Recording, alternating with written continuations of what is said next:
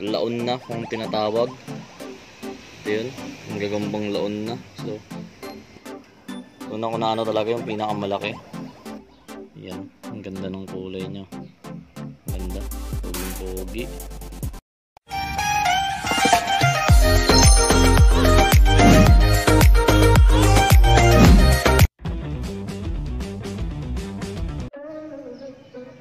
So yun, no, sup sa inyo mga Aji. So bago natin umpisahan na ipakita sa inyo yung mga nakuha namin. So ito yung part 2 na nagkuha ako ng gagamba. Pero hindi na namin na videoan kasi talagang dinaanan lang namin yung pinaghanta namin. So 1 week na nakalipas nung naghunt kami ng nauna. So after 1 week, ito yung mga nakita namin gagamba. Napakadami talaga, pero bago yun gusto ko lang pakita sa inyo, update lang. So may gagamba tayong malalaki, yung mga XL size talaga. So dalawa na lang yung natira. Yung pinakamalaki na wala, pumunta sa bubong. So dito, umakyat dito sa bubong. So nakain nung butiki kasi ng itlog. So pakita ko muna sa inyo. Tara. So ito kasi yung isa na lang, no? Dito video.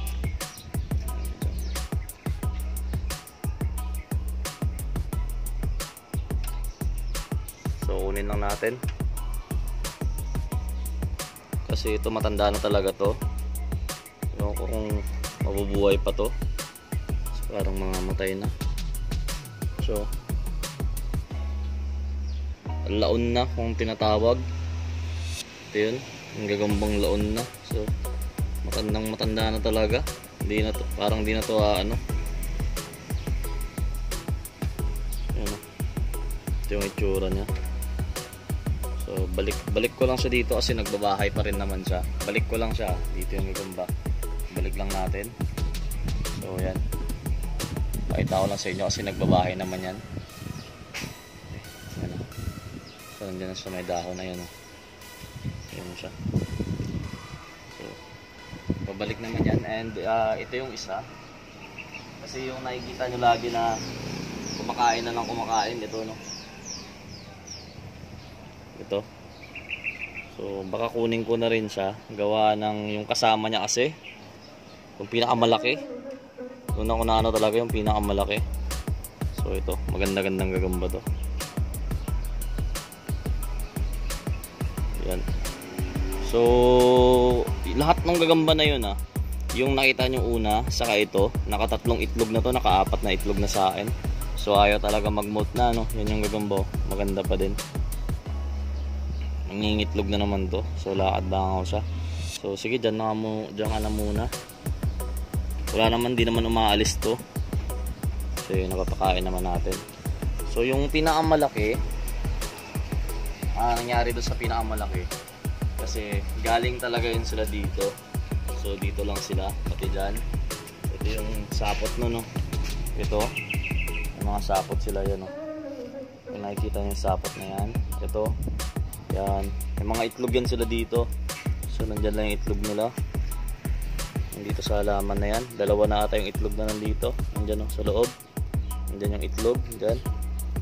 Yan. So kasi kagabi ang ginawa ko, yung pinakamalaki talaga kagabi nandito. Tara baby nyo. So nandito lang yun siya. Dito yun bumaba yung pinakamalaki. So umitlog siya kagabi. Ito yung itlog nyo. Pakita natin yung itlog ng gagamba. So ayaw magalaw. So yan yung itlog nyo. Yan. Pinasok na ng langaw sa loob. Iitlogan ng langaw ata to. Yan, no? Iitlogan ng langaw. Sandali baby. Pinatay natin yung langaw kasi parang iitlogan niya rin. So ito yung itlog ng gagamba. Nandito lang yung malaki natin. Ayun na, sumapot siya dito sa taas. Diyan, sumapot dyan. So ang daming butiki dyan. Kaya wala na, expected ko yun, wala na yun. So patay na. And ganun talaga, yun yung pinakamalaki kong gagamba. Kumbaga sa ano, parang salmon na yung kalaki. So samahan nyo na lang ako, pakita natin yung mga bagong gagamba sa inyo.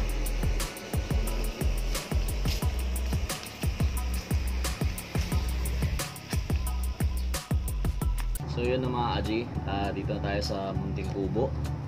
So, pakita ko sa inyo yung mga gagamba muna. Yung mga dati natin nakuha. So, meron kami mga ganito. Yung mga ganyan. Yan.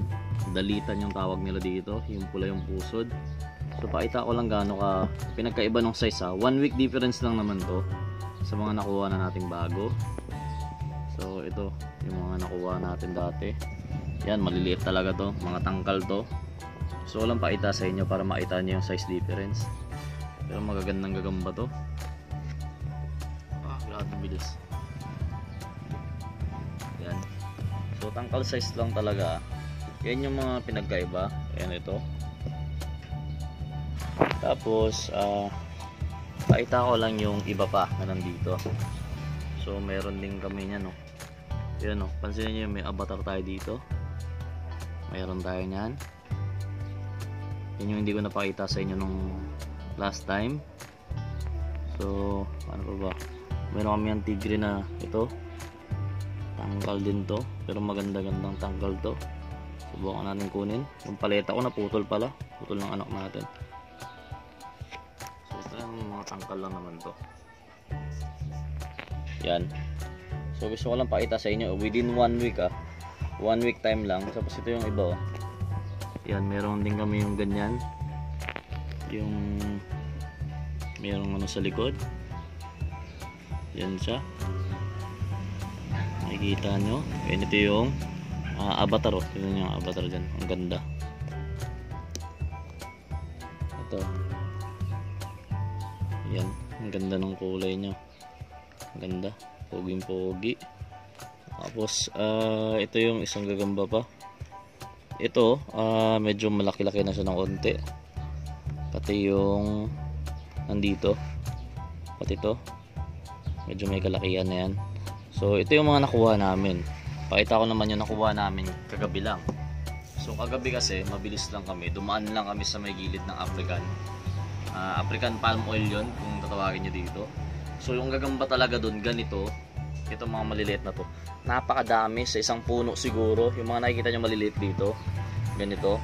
Sa isang puno may 5 or 6 na gagamba. So, ito sa gilid na ng kalsada to kasi dumaan lang kami. So, ito yung una. Mga tangkal size na to. Hindi, medyo okay na to siya. Tercera na to. Yan yung size nya. Yan. Medyo okay na yung size nya. Yan. And ito yung isa. Magaganda na yung gagamba ngayon. So 1 week difference lang yun Tapos pinili lang namin yung mga ganito. Yung mga ganitong size din na namin kinuha. Ito maganda mga kaji. So solid to. Ito siya. Ito sana ang ganda nito pag napalaki to. Pero ito the best to. Solid tong isa na to. Ayan papansinin niyo yung kulay niyan, ang ganda.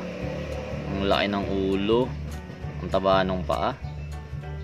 Medyo nakakatakot labanan to pag medyo nag-matured. So, yan siya. So, okay na yung size niya Baga pasok na sa laro yan. Yan yung gagamba. So, isipin nyo na lang mga aji. Imagine nyo na lang, 1 week difference lang yung pagitan yan. So, may mga ganito-ganito na sila. Halos same na naman ito. Pero 1 week difference lang nung pagkuha namin. Tapos di na kami kumukuha ng maliit na maliit talaga.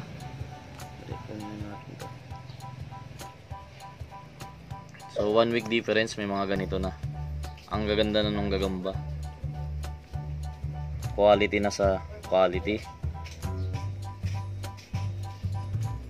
Ayan Mabibilis pa talaga. So isipin nyo, 1 week lang to. 1 week lang na pinagkaiba. Ganito nakagaganda yung gagamba nila. Imagine it 2 months. Ano na ngayon? July na ngayon. July, August. Pagpatak ng September mga aji. Hindi ko iniisip kung ano yung mga gagambang makikita ko. Kasi within 1 week may mga ganito Ito, yan may mga ganitong gagamba na within 1 week. Nung last na nag-hunt kami. So isipin nyo, pinahinga namin ng 2 weeks to. karamihan siguro makuha namin may mga ganito na, tapos may mga good size na sila kasi ito TM na to. TM na to, mga size na to. Ito yan. Ayan, may maganda pa dito, alam ko eh. Saan may maganda pa dito? Ito, pansinin nyo yung kulay ng mga gagamba. Quality to. Bata lang yung gagamba, pero pumutayan yung kasama. Bata pa yung gagamba pero ang ganda. So yan, mga quality na talaga.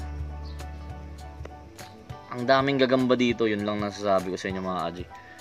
Isang lugar pa lang yung pinupuntahan namin nun. Tapos sinisilip lang namin ng mabilis. Sa gilid lang ng kalsada to. Alam niyo yung semento. Naisipin nyo ito yung semento ng kalsada.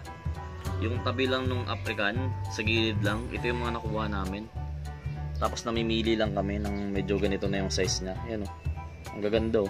Isipin nyo to. Ito. Yan. Dito yung mga gagamba o. Ganyan o. Yan. Medyo maliit-lit pa to. Pero ito. Yan. Ang gaganda.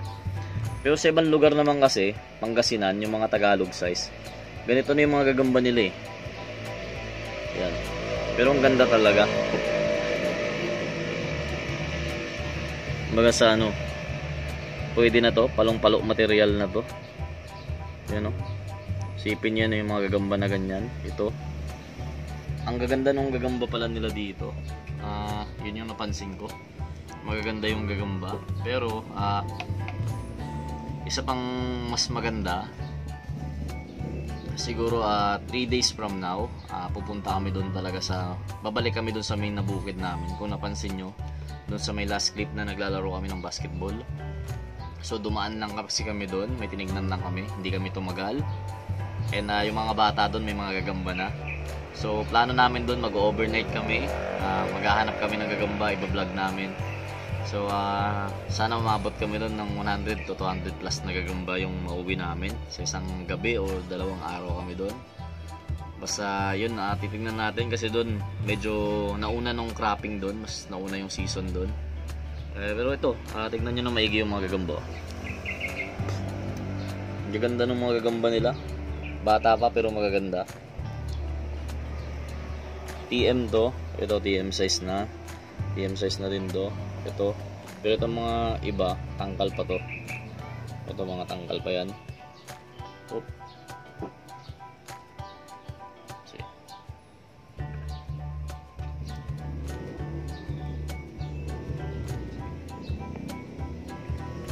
So, yun lang naman mga Aji. Gusto ko lang ipakita sa inyo yung mga gagamba na kuha natin. Na-update ko kayo.